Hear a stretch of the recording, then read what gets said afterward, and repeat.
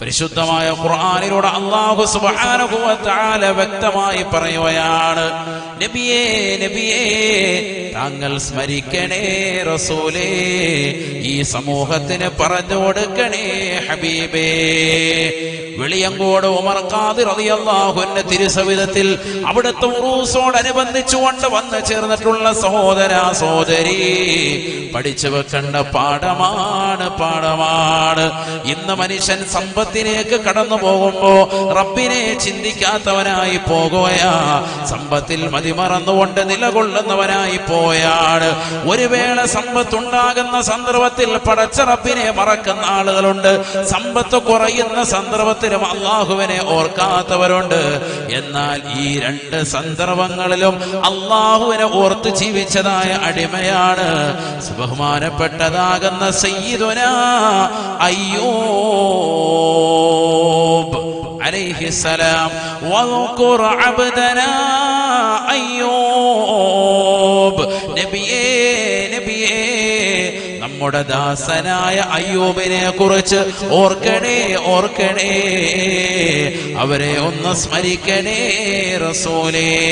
ഇന്നാ വജദ്നാഹു സാബിറാ, തന്റെ കയ്യിലുള്ള സമ്പത്ത് മുഴുവനും നഷ്ടപ്പെട്ടു പോയപ്പോഴും, തനിക്ക് അല്ലാഹു നൽകിയിരിക്കുന്ന അധികാരങ്ങൾ നഷ്ടപ്പെട്ടു പോയപ്പോഴും, ആളുകൾ തന്നെ ആക്ഷേപങ്ങൾ ചൊരിഞ്ഞുകൊണ്ട് മാറി ചിന്തിക്കുമ്പോഴും, ജനങ്ങളെല്ലാവരും വെറുക്കുന്ന രോഗങ്ങൾ നൽകിക്കൊണ്ട് പടച്ച റബ്ബ് പരീക്ഷിച്ചപ്പോഴും, ഇന്നാ വജദ്നാഹു സാബിറാ, നാം അദ്ദേഹത്തെ എത്തിച്ചത് ക്ഷമാശീലനായിട്ടെന്ന് പരിശുദ്ധമായ ഖുർആൻ. നിഅമൽ അബ്ദു, പഠിക്കണേ ഖുർആൻ വ്യക്തമായി പഠിപ്പിക്കുകയാണ്. നിഅമൽ അബ്ദു, എത്ര നല്ല ദാസനാണ് അയ്യൂബ്. ഇന്നഹു അവ്വാബ്, വിഷമങ്ങളും പ്രയാസങ്ങളും ഉണ്ടായപ്പോഴും പടച്ച റബ്ബിലേക്ക് തൗബ ചെയ്തുകൊണ്ട് മടങ്ങിയവനാണ്. അല്ലാഹുവേ പടച്ച റബ്ബേ, എനിക്കെല്ലാവിധമാകുന്ന ആഫിയത്തും നൽകണേ അല്ലാ. പടച്ച റബ്ബേ, നിന്നിലേക്ക് ഞാനിതാ തൗബ ചെയ്തു മടങ്ങുന്നു അല്ലാ. തെറ്റുകൾ ചെയ്യാതെ പടച്ച റബ്ബിലേക്ക് സദാസമയം ഹൃദയവും ശരീരവും തിരിച്ചതാകുന്ന അയ്യൂബ് നബി അലൈഹിസ്സലാമിന് അല്ലാഹു സുബ്ഹാനഹു വ തആല ശരീരമാസകലം പടർന്ന് പന്തലിക്കുന്ന രോഗം നൽകിയിട്ട് പോലും പടച്ച റബ്ബിനെ മറക്കാതെ ദിക്റിലുമായി കഴിഞ്ഞുകൂടിയതായ വ്യക്തിത്വമായ അയ്യൂബ് നബി അലൈഹിസ്സലാം, അദ്ദേഹത്തെ കുറിച്ച് ഖുർആൻ വാനോളം പുകഴ്ത്തുകയാണ്. നിഅമൽ അബ്ദു ഇന്നഹു അവ്വാബ്. ബഹുമാനപ്പെട്ട അയ്യൂബ് നബി അലൈഹിസ്സലാം അല്ലാഹുവിനോടൊരു പരിഭവം പറയുന്നില്ല. അല്ലാഹുവേ, എനിക്ക് ഈ രോഗം നൽകിയല്ലോ റബ്ബേ, എന്നെ നീ പരീക്ഷിച്ചല്ലോ അല്ലാ.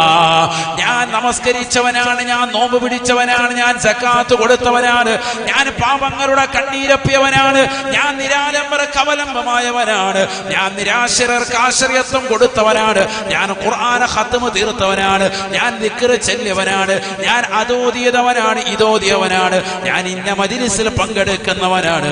എന്നിട്ടും അല്ലാഹു എനിക്ക് ഈ പരീക്ഷണങ്ങൾ നൽകിയല്ലോ.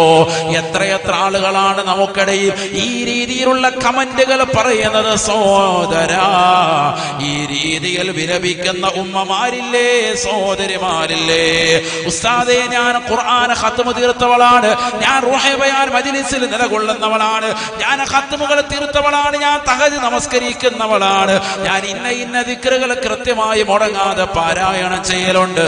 എന്നിട്ടും എനിക്ക് ഇത്തരത്തിലുള്ള വിപത്തുകൾ അല്ലാഹു നൽകിയല്ലോ എന്ന് പറയുന്ന പെങ്ങളെ, പഠിക്കേണ്ട ചരിത്രമാണ് അയ്യൂബ് നബി അലൈഹിസ്സലാം. എല്ലാ പ്രതിസന്ധികളുടെ ഘട്ടങ്ങളിലും ഒരേ ഒരു വാക്യം മാത്രമാണ്, ഹസ്ബുനല്ലാഹു വനിഅമൽ വകീൽ, നിഅമൽ മൗലാ വനിഅമൻ നസീർ. മഹാനായ ഇബ്രാഹിം നബി അലൈഹിസ്സലാമിനെ തീക്കുണ്ടാരത്തിലേക്ക് വലിച്ചെറിഞ്ഞപ്പോഴും ബഹുമാനപ്പെട്ടവരുടെ ചുണ്ടിൽ തത്തിക്കളിച്ച ദിക്റും ഇത് തന്നെയാണ്. അയ്യൂബ് നബി അലൈഹിസ്സലാം പ്രതിസന്ധികളുടെ കയത്തിലേക്ക് മുങ്ങിത്താഴുമ്പോഴും ബഹുമാനപ്പെട്ടവർ പറയുന്ന വചനം ഹസ്ബുനല്ലാഹു വനിഅമൽ വകീൽ.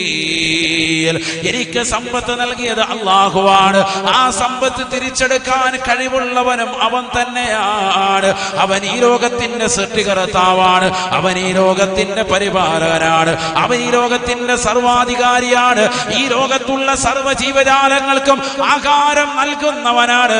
അങ്ങകലെ കത്തിച്ചൊലിക്കുന്നതാകുന്ന നരകകുണ്ടാരങ്ങളെ സൃഷ്ടിച്ചതും അല്ലാഹുവാണ്, പടച്ചറപ്പാണ്. ലോകത്തുള്ള സർവ്വ സൃഷ്ടിജാലങ്ങൾക്കും ആഹാരം നൽകുന്നവൻ അവനാണ്. അവൻ എന്ത് തീരുമാനിക്കുന്നുവോ ആ തീരുമാനത്തിൽ ഞാനിതാ പരിപൂർണമായി ഉറച്ചു നിൽക്കുന്നു എന്ന് പറഞ്ഞുകൊണ്ട് അയ്യൂബ് നബി അലൈഹിസ്സലാം പരിപൂർണമായി ക്ഷമ അവലംബിക്കുകയാ. അയ്യൂബ് നബി അലൈഹിസ്സലാം അല്ലാഹുവിനോട് അവലാതി പറയുന്നില്ല, വേവലാതിപ്പെടുന്നില്ല. എന്റെ രോഗം ഒന്ന് ശിഫയാക്കി താ അല്ലാഹ് പറയുന്നതേ ഇല്ല. കാരണം എനിക്ക് രോഗം നൽകിയത് ആരാൻ? അല്ലാഹയാണ്. അതുകൊണ്ട് റബ്ബിനോട് ഞാനിത് പറയേണ്ട ആവശ്യമില്ല, അല്ലാഹ്ക്കറിയാതെ. പടച്ച റബ്ബിനറിയാവല്ലോ. പിന്നെന്താ അദ്ദേഹം പറഞ്ഞത്? ദാ കേട്ടോ, ഖുർആൻ പറയാണ്, വഅയ്യൂബ ഇദ് നാദാ റബ്ബഹു അന്നീ മസ്സനിയദ്ദുർറു വഅൻത അർഹമുർ റാഹിമീൻ. وأيوب إذ نادى ربه أني مسني الضر وأنت أرحم الراحمين فاستجبنا له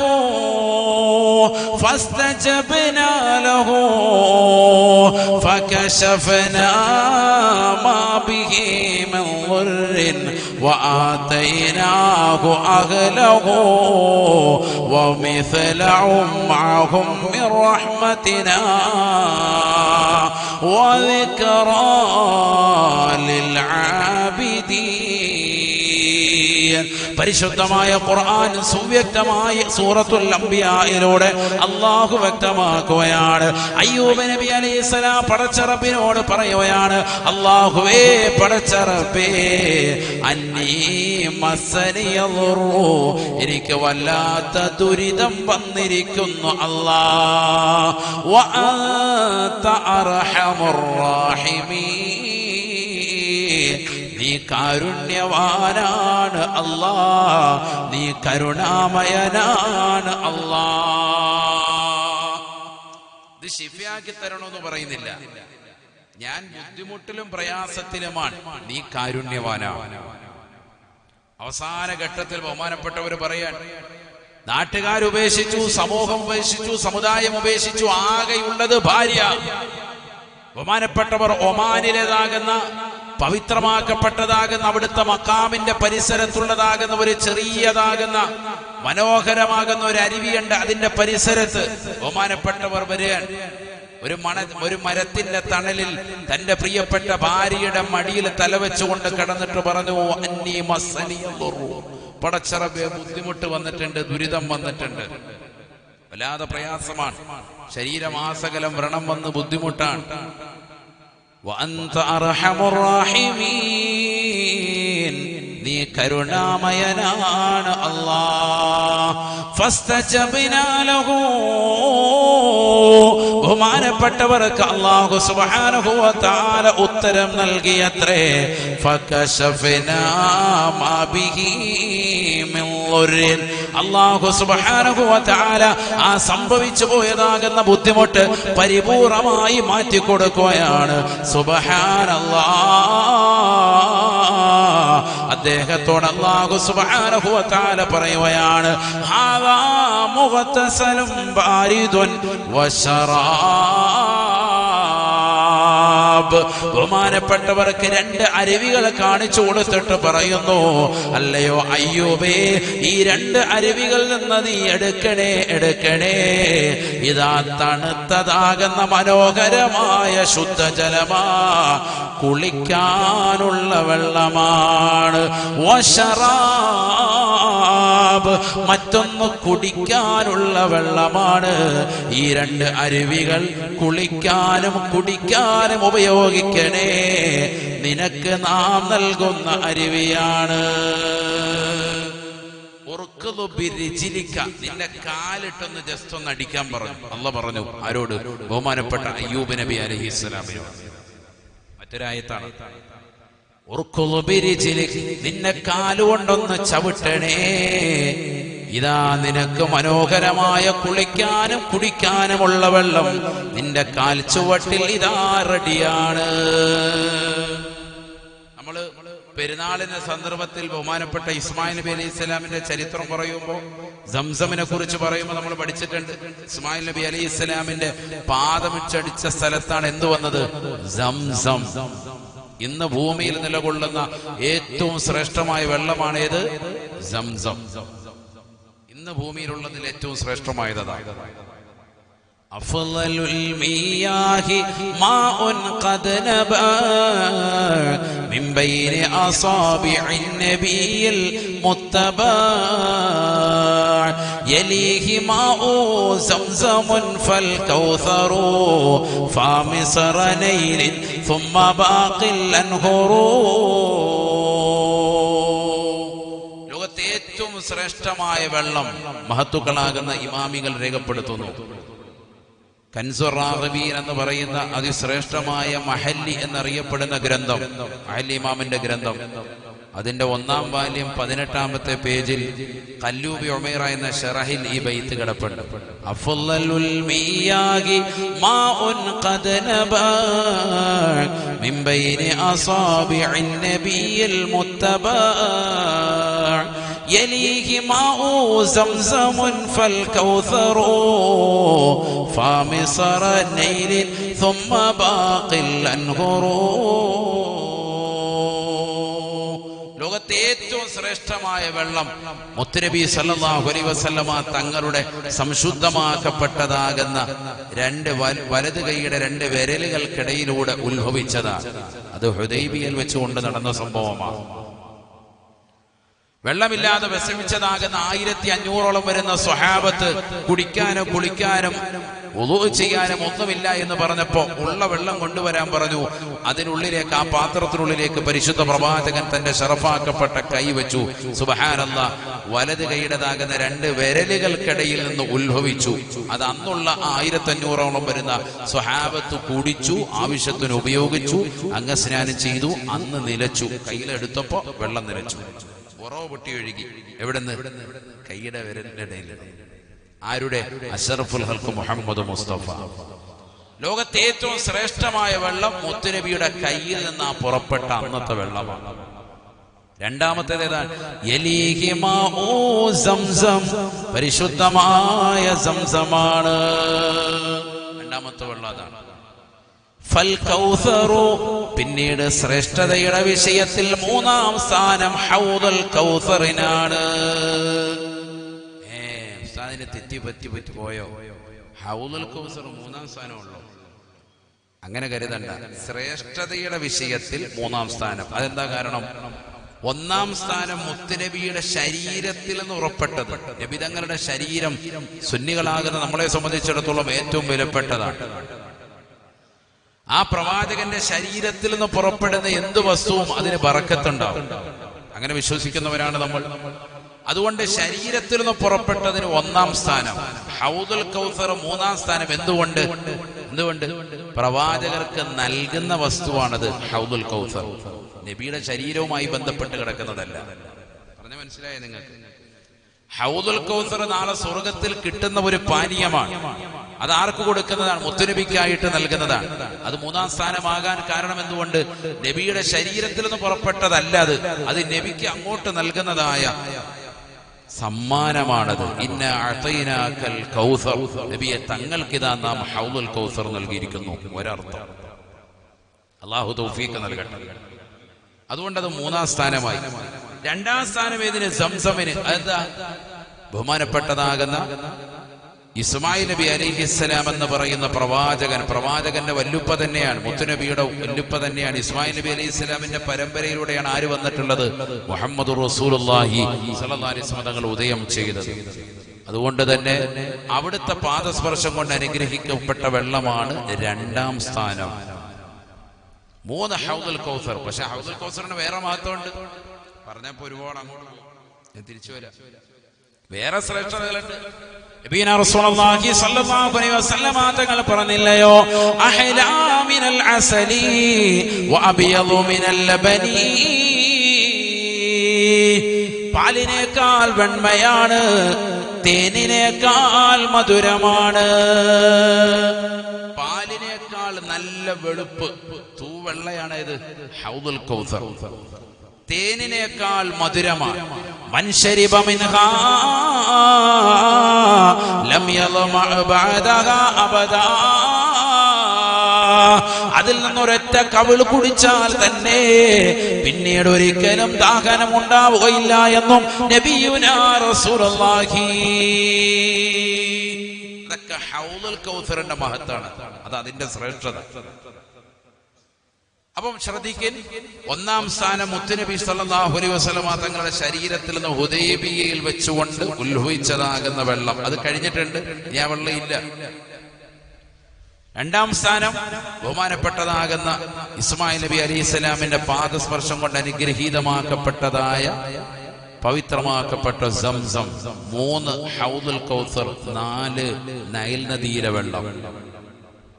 കാരണം നൈൽ നദിയിലെ വെള്ളം, നൈലിന്റെ ഉത്ഭവം ഇപ്പോഴും ശാസ്ത്രം കണ്ടെത്തിയിട്ടില്ല.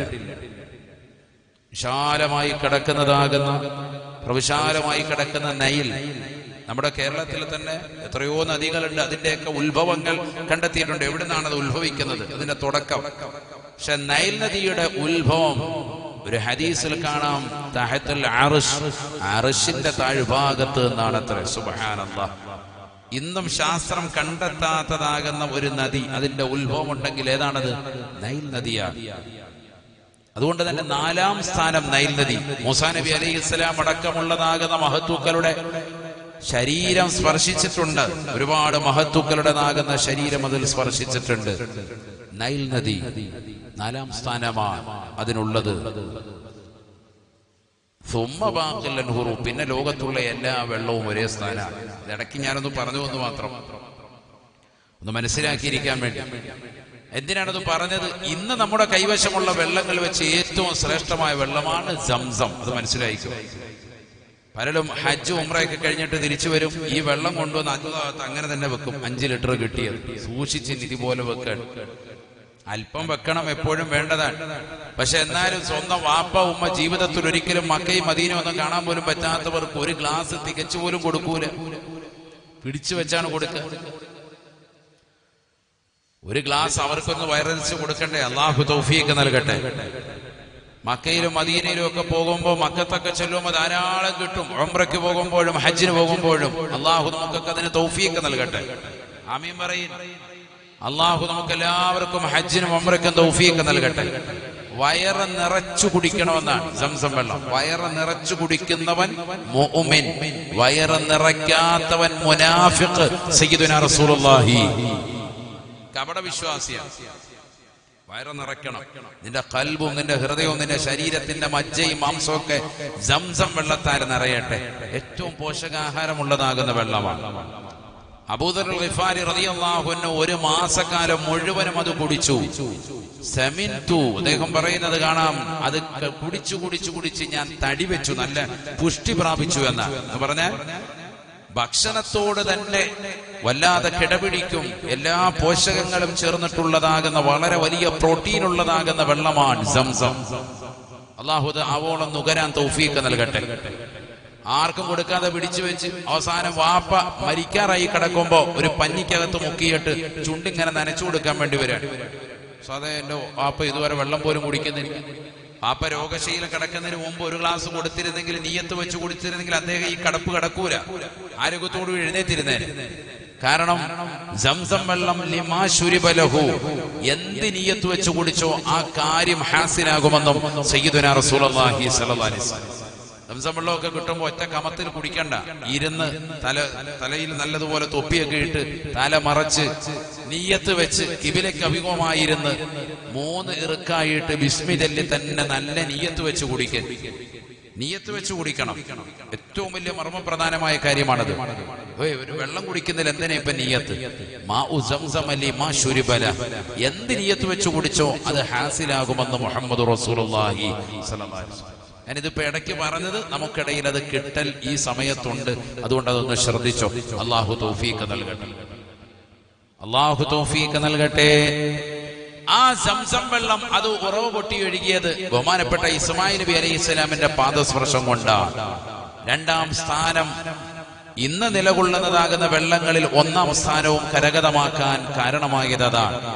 നോക്കൂ, നിങ്ങൾ അയ്യൂബ് നബി അലൈഹി സ്വലാമിനോട് പറഞ്ഞു കാലിട്ടൊന്ന് അടിക്കാൻ. നിങ്ങൾ ഒമാനിൽ പോയിട്ടുണ്ടെങ്കിൽ ആ സ്ഥലം നിങ്ങൾക്ക് കാണാൻ സാധിക്കും. അൽഹംദുലില്ലാഹ്, അള്ളാഹുവിന്റെ തൗഫീഖ് കൊണ്ട് പല പ്രാവശ്യവും ഈ വിനീതിന് സാധ്യമായിട്ടുണ്ട്. അള്ളാഹു നമുക്കൊക്കെ അത് പോകാനും ആ മഹത്തുക്കളെയൊക്കെ ഒന്ന് സിയാറത്ത് ചെയ്യാനും അള്ളാഹു തൗഫീഖ് നൽകട്ടെ. അവിടുത്തെ മഖാമി എന്ന് പറയപ്പെടുന്ന പവിത്രമായ ആ ഖബർസ്ഥാനിന്റെ താഴ്ഭാഗത്തായി മനോഹരമാകുന്ന ഒരു അരുവി കാണാം.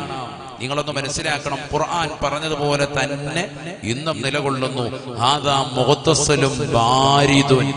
ഇതാ തണുത്തതാകുന്ന കുളിക്കാനുള്ളതാകുന്ന ശുദ്ധജലം.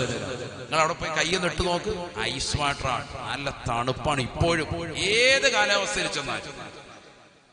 ആർക്കാണ് ഇവിടെ നിരീശ്വരവാദത്തിന് പോകാൻ ഇത്ര താല്പര്യം? ആർക്കാണ് ഇവിടെ യുക്തിവാദത്തിന് കൊടപിടിക്കാൻ ഇത്ര താല്പര്യം? വൈകിട്ടൊക്കെ ചെറുപ്പക്കാരായ ആളുകൾ വാട്സാപ്പ് ഗ്രൂപ്പുകൾ ക്രിയേറ്റ് ചെയ്തിട്ട് അങ്ങോട്ടും ഇങ്ങോട്ടും ഖുർആനിലേക്കൊന്ന് മടങ്ങി വരേൻ. ഖുർആൻ വെല്ലുവിളിക്കുന്നു, ഹാദാ മുഗ്തസലും ബാരിദുൻ വശറാബ്. അന്ന് പറഞ്ഞതാകുന്ന 1400 വർഷം മുമ്പ് ഇറങ്ങിയ ഖുർആൻ ഇന്നും കാലാവസ്ഥ വ്യതിയാനങ്ങൾ ഉണ്ടായിട്ട് പോലും ഏത് കാലഘട്ടത്തിലും അയ്യൂബ് നബി അലൈഹിസ്സലാമിന്റെ മഖാമിന്റെ താഴ്ഭാഗത്ത് സ്ഥിതി ചെയ്യുന്ന മഹാനുഭാവൻ കാലിട്ടടിച്ച സ്ഥലത്തുനിന്നുകൊണ്ട് പുറപ്പെട്ടതാകുന്ന 2 അരുവികൾ ഇന്നും നിങ്ങൾക്ക് കാണാൻ സാധിക്കും. തണുത്തതാകുന്ന മനോഹരമാകുന്ന വെള്ളം, ഒന്ന് കുളിക്കാൻ, മറ്റൊന്ന് കുടിക്കാനുള്ള വെള്ളം. ആളുകൾ അവിടെ വരുന്നുണ്ട്, കുളിക്കുന്നുണ്ട്. അരുവി എന്നൊക്കെ പറഞ്ഞാൽ അതുപോലത്തെ ശുദ്ധജലാണ്. ഇപ്പോഴും നിങ്ങൾ അവിടെ ചെന്നാൽ നല്ല തെളിഞ്ഞ വെള്ളം. അള്ളാഹു നേരിട്ടെന്ന് കാണാനും അല്പമെങ്കിലും നുകരുവാനും തൗഫീഖ് നൽകി അനുഗ്രഹിക്കട്ടെ. അള്ളാഹു തൗഫീഖ് നൽകട്ടെ. ബഹുമാനപ്പെട്ടവർ അത് കുളിക്കുകയാണ്, അതിൽ നിന്നും കുടിക്കുകയും ചെയ്യുകയാണ്. അൽഹംദുലില്ലാഹ്. പരിശുദ്ധമായ ഖുർആൻ പറയുകയാണ്, വിപത്തുകളും പ്രതിസന്ധികളും കടന്നു വന്നപ്പോഴും പടച്ച റബ്ബിനെ മുറുകെ പിടിച്ചതായ അയ്യൂബ് നബി അലൈഹിസ്സലാം ഫസ്തജബ്നാ ലഹു ഫകശഫനാ ബാബിഹി മിൻ ളുർരിൻ വആതൈനാഹു വഅഹ്ലഹു വമിസ്ലഹും മഅഹും മിൻ റഹ്മതിനാ വദിക്റാ ലിൽആബിദീൻ. പ്രതിസന്ധികളും പ്രയാസങ്ങളും ഉണ്ടായപ്പോൾ പടച്ച റബ്ബിനെ മുറുകെ പിടിച്ചു അയ്യൂബ് നബി അലൈഹിസ്സലാം. നന്മയുടെ സമയത്തും ക്ഷേമമുള്ള സമയത്തും ക്ഷാമത്തിന്റെ സന്ദർഭത്തിലും അള്ളാഹുവിനെ മുറുകെ പിടിച്ചു അയ്യൂബ് നബി അലൈഹിസ്സലാം. ആരോഗ്യമുള്ള ഘട്ടത്തിലും അനാരോഗ്യത്തിന്റെ അവസ്ഥയിലും അള്ളാഹുവിന് ശുക്ർ ചെയ്ത് നിലകൊണ്ടു അയ്യൂബ് നബി അലൈഹിസ്സലാം.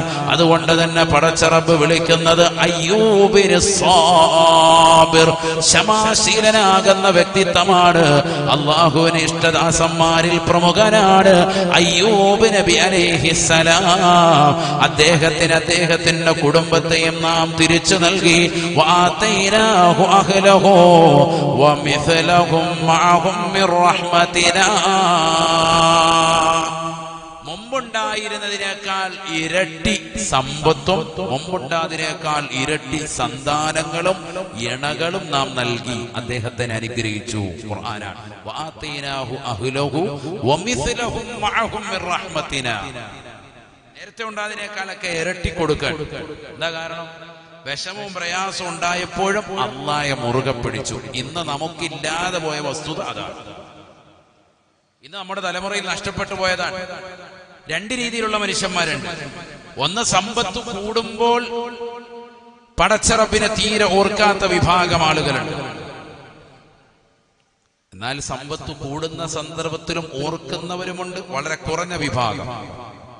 മറ്റു ചില വിഭാഗങ്ങൾ സമ്പത്തില്ലാതെ വരുമ്പോൾ മാത്രം അള്ളാഹയെ ഓർക്കും. അപ്പൊ പള്ളിക്കകത്തുണ്ട് സാറേ എന്തെങ്കിലും ഒരു ദിക്ർ തരണം, രക്ഷപ്പെടാൻ വേണ്ടിയാ. ആ ലാഹവരുടെ ഇജാത്ത് കിട്ടിയിരുന്ന കൊള്ളായിരുന്നു. ഏത് സൂറത്താണ് ഓതേണ്ടത്? സമ്പത്തില്ല, ബുദ്ധിമുട്ടാണ്, ഞെരുക്കമാണ്, പ്രയാസം. കാശില്ലാത്ത സമയത്ത് ഹാജിയർ 5 വക്കത്ത് പള്ളിയിലുണ്ട്. ബിസിനസ്സും മറ്റു വിഷയങ്ങളൊക്കെ ഒന്ന് കൂടി നോക്കി ആ മനുഷ്യൻ നേരെ തിരിച്ചാൻ ഒറ്റ വക്കത്ത് പള്ളിയിലില്ല, ജുമഅക്കില്ല, ജമാഅത്തിനില്ല, വക്കത്തുകൾക്കില്ല, എല്ലാം പിറകോട്ട്. അവിടെ ഇന്ന് പ്രസംഗമുണ്ട്, എന്താണ് ഓൺലൈനിൽ വല്ല ഇച്ചിരി നേരം കേട്ട റാഹത്താണ്. അല്ല നേരിട്ട് പോയിരുന്ന എല്ലാം പിരിവൊക്കെ ചോദിച്ചാൽ കൊടുക്കേണ്ടി വരുത്തില്ലേ, നമുക്ക് ഓൺലൈനിൽ ഇരുന്ന് കേൾക്കാം. അങ്ങനെ ചിന്തിച്ച് വീട്ടിലിരിക്കുന്ന ആളുകളുണ്ട്. സദസ്സിലേക്ക് വരാൻ താല്പര്യമില്ലാതെ നിലകൊള്ളുന്നതാകുന്ന ആളുകൾ ധാരാളമുണ്ട്. നമുക്ക് ആ ഉള്ള സമയത്ത് തന്നെ എത്രയോ വീഡിയോസുകൾ കാണാം. ഇടയ്ക്കൊന്ന് കയറി നോക്കിയാൽ പോരെ യൂട്യൂബിൽ. അവിടെ ചെന്നിരുന്ന നേരെ ആ സദസ്സ് തന്നെ വീക്ഷിക്കണം. വീട്ടിലിരുന്ന റാഹത്തായിട്ട് പലതും കാണാം. ഇഷ്ടംപോലെ വ്യത്യസ്തമാകുന്ന ഫുഡീസിന്റെ വ്യത്യസ്തമാകുന്ന സംഭവങ്ങളൊക്കെ സബ്സ്ക്രൈബ് ചെയ്ത് വെച്ചിട്ടുണ്ട്. ബെല്ലൈക്കൺ അമർത്തി വെച്ചിരിക്കുകയാണ്. ഇഷ്ടം പോലെതാകുന്ന കാര്യങ്ങളൊക്കെ ഇതൊക്കെ കണ്ടും രസിച്ചുമൊക്കെ വീട്ടിലാണെങ്കിൽ ഇതെല്ലാം നടക്കും. അവിടെ പോയിരുന്ന ഇതൊന്നും നടക്കൂല, അതുകൊണ്ട് ഇതൊക്കെ നമുക്ക് ഒഴിവാക്കാം എന്ന് പറഞ്ഞ് നിലകൊള്ളുന്ന ആളുകൾ നമുക്കിടയിൽ എത്രയാണ്. സമ്പത്ത് പടച്ചറബ് നൽകിയിട്ട് അത് ദീനിനു വേണ്ടി ചെലവഴിക്കാതെ മാറി ചിന്തിക്കുന്ന ആളുകൾ എത്ര പേരാണ്. അള്ളാഹു നമ്മളെ കാത്ത് സംരക്ഷിക്കട്ടെ. അള്ളാഹുവേ ഞങ്ങളെ നീ കാത്ത് സംരക്ഷിക്കണേ അല്ലാ. നീ പരിപൂർണമായ സംരക്ഷണം നൽകണേ അല്ലാ. നബീന റസൂലുള്ളാഹി സ്വല്ലല്ലാഹു അലൈഹി വസല്ലമ തങ്ങൾ പറയുകയാണ്, ഫവല്ലാഹി മൽ ഫഖറ അഖ്ശാ അലൈക്കും വലാകിൻ അഖ്ശാ അലൈക്കും അൻ തുബ്സത ദുനിയാ. അല്ലയോ പ്രിയപ്പെട്ട സ്വഹാബ, ഈ ലോകത്തിന്റെ തമ്പുരാനായ ജഗന്നിയന്താവായ പരിപാലകനാകുന്ന പടച്ചറബിനെ തന്നെയാണ് സത്യം. നബിയന റസൂലുള്ളാഹി സ്വല്ലല്ലാഹു അലൈഹി വസല്ലമ തങ്ങൾ പറയുകയാണ്, വൽ ഫഖറ അഖ്ശാ അലൈക്കും, നിങ്ങളുടെ മേൽ ഞാൻ ഭയപ്പെടുന്നത് ദാരിദ്ര്യമല്ല, വലാകിൻ അഖ്ശാ അലൈക്കും അൻ തുബ്സത ദുനിയാ. ഈ ഭൗതിക ലോകത്തിന്റെ ആഡംബര ആസ്വാദനങ്ങൾ നിങ്ങൾക്ക് മേൽ തുറക്കപ്പെടുന്നതിനെയാണ് ഞാൻ ഭയക്കുന്നത്. സഹാബാ, വലാകിൻ അഖ്ശാ അലൈക്കും അൻ തുബ്സത ദുനിയാ കമാ ബുസിതത് അലാ മൻ കാന ഖബലകും. നിങ്ങൾക്ക് മുമ്പ് ഉണ്ടായിരുന്നതായ വ്യക്തികൾക്ക് ഈ ഭൗതിക ലോകം വിശാലമാക്കപ്പെട്ടതുപോലെ നിങ്ങൾക്ക് മുമ്പാകെ ദുനിയാ വിശാലമാക്കപ്പെടുന്നതിനെയാണ് ഞാൻ ഭയക്കുന്നത് എന്ന് നബിയുനാ റസൂലുള്ളാഹി. ആദരവായ പ്രവാചകർ സ്വല്ലല്ലാഹു അലൈഹി വസല്ലമ തങ്ങൾ 1400 വർഷം മുമ്പ് പറഞ്ഞത് ഈ സമൂഹത്തിലേക്ക് ചേർത്ത് നോക്കിയിട്ട് എത്രയോ ശരിയാണ്. ഭൗതിക ലോകത്തിന്റെ ആഡംബര ആസ്വാദനങ്ങളിൽ മുഴുകി ജീവിക്കുന്നവരല്ലേ. ബാങ്ക് വിളിക്കുമ്പോ പള്ളിയുടെ മിനാരങ്ങൾ ശ്രവണ സുന്ദരമായ ബാങ്കുലുകൾ കേൾക്കുമ്പോ അതിന് ഇജാബത്ത് കൊടുക്കാതെ തിരിഞ്ഞു നിൽക്കുന്നവരല്ലേ. സുബ്ഹിയുടെ ബാങ്ക് മുഴങ്ങുകയാണ്, അസ്സലാത്തു ഖൈറും മിനൻ നൗം, ഉറക്കിനേക്കാൾ നിനക്ക് ഏറ്റവും ഉത്തമം സഹോദരാ നമസ്കാരമാണ്.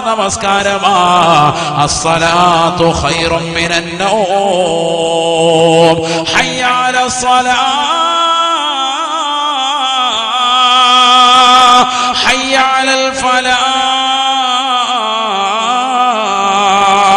നമസ്കാരത്തിലേക്ക് വരൂ, വിജയത്തിലേക്ക് വരൂ മുഅ്മിനേ. എത്രയോ മിനാരങ്ങളിലൂടെയാണ് ബാങ്കുകൾ മുഴങ്ങുന്നത്. അല്പനേരം മുമ്പ് ഈശയുടെ ബാങ്ക് കൊടുത്തപ്പോൾ എത്രയോ പള്ളികളാണ് വെളിയങ്കോടിന്റെ പരിസരങ്ങളിലുള്ളത് എന്ന് ചിന്തിക്കാൻ നമുക്കറിയില്ലേ. പ്രിയപ്പെട്ട മുസ്ലിമേ, ഈ ബാങ്ക് വിളിക്ക് ഉത്തരം കൊടുക്കാതെ നമ്മൾ നിലകൊള്ളുന്നതിൽ എന്ത് അർത്ഥമാണുള്ളത്? സുബഹി നമസ്കരിക്കാതെ ഖളാ ആക്കി ഉറങ്ങിക്കിടക്കുന്ന എത്രയോ മുസ്ലിം ചെറുപ്പക്കാരുണ്ട്, എത്രയോ സഹോദരങ്ങളുണ്ട്.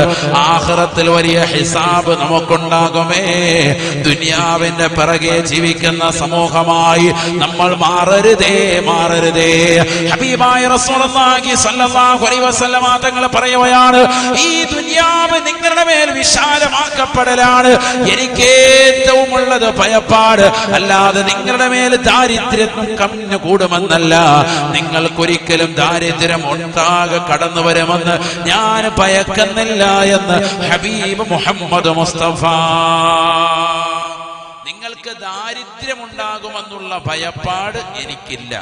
എനിക്ക് ഭയം എന്താ? നിങ്ങൾക്ക് സമ്പത്ത് കൂടുതലാണ്. ഹബീബ് മുഹമ്മദ് മുസ്തഫ നബി പറഞ്ഞത് ഇന്ന് നമ്മളിലേക്ക് ചേർത്ത് നോക്കിയിട്ട് എത്ര കറക്റ്റാണ്. ഈ ഇരിക്കുന്ന ഓരോരുത്തരും അവനവന്റെ സ്വന്തം ജീവിതം തന്നെ എടുക്കിൻ. ഒരു 30 കൊല്ലം മുമ്പ് എന്തായിരുന്നു നമ്മുടെ സമ്പാദ്യം? ഇന്ന് എവിടെയാണ് അൽഹംദുലില്ലാഹ് നമ്മൾ എത്തി നിൽക്കുന്നത്?